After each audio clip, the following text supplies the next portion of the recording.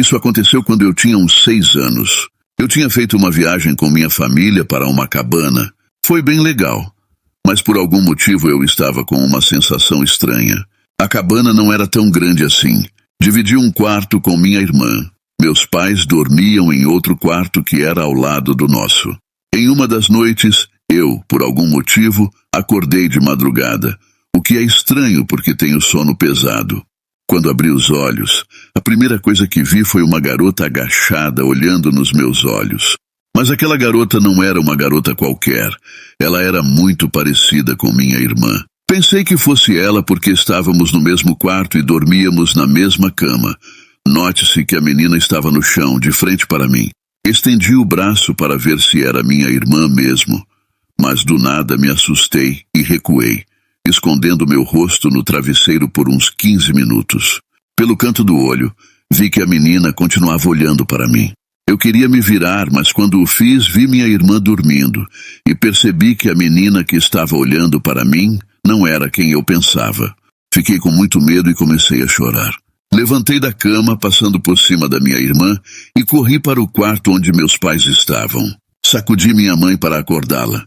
Ela ficou um pouco assustada com o jeito que eu a sacudi. Ela me perguntou por que eu estava chorando e se tinha acontecido alguma coisa comigo. Eu contei o que tinha acontecido, mas quando voltei para o quarto com ela, a menina não estava mais lá. Minha mãe, acredito que para me confortar, disse que era ela quem estava olhando para mim. Naquele momento eu acreditei nela, mas agora que penso melhor é impossível que fosse ela, porque se fosse, eu a teria visto quando ela foi para o quarto dela.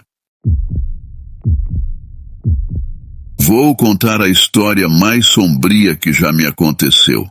Morávamos em uma cidade muito pequena quando eu era criança, entre 4 e 6 anos, enquanto eu assistia televisão no quarto dos meus pais. Na frente da cama, havia um armário com televisão, e entre o armário e a parede lateral, havia um espaço para o ventilador.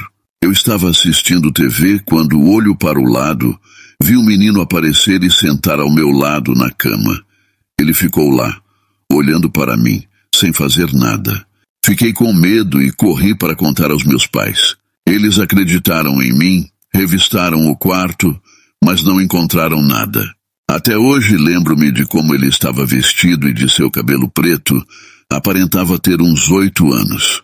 Depois disso, minha mãe, em uma reunião com as amigas, contou o que havia acontecido e uma delas disse que há muitos anos, antes de irmos morar na casa, no quarteirão onde fica minha casa, um menino com a mesma característica física havia sido morto atropelado.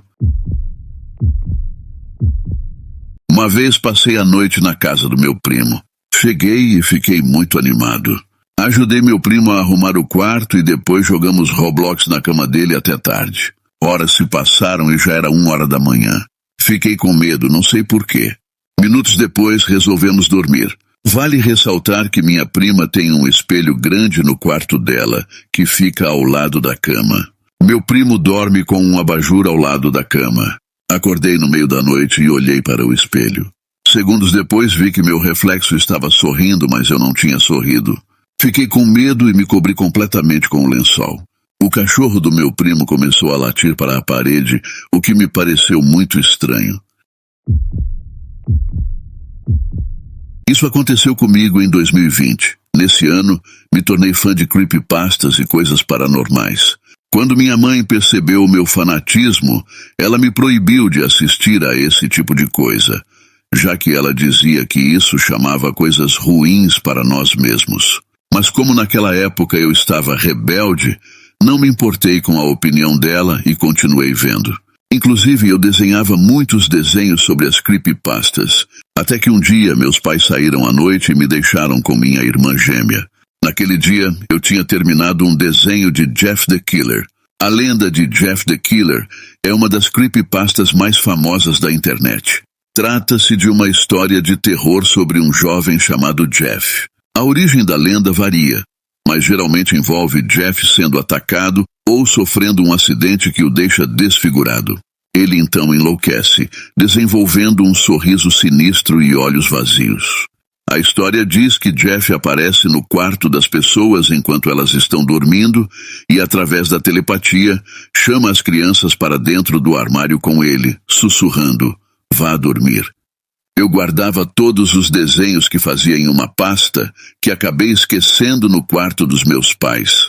Naquela noite, minha irmã foi para o quarto dos meus pais e lá adormeceu.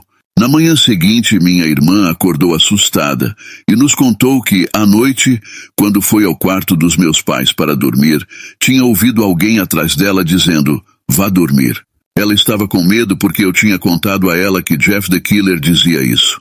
Quando meus pais descobriram, rasgaram a maioria dos meus desenhos e minha mãe chamou um xamã para limpar a casa.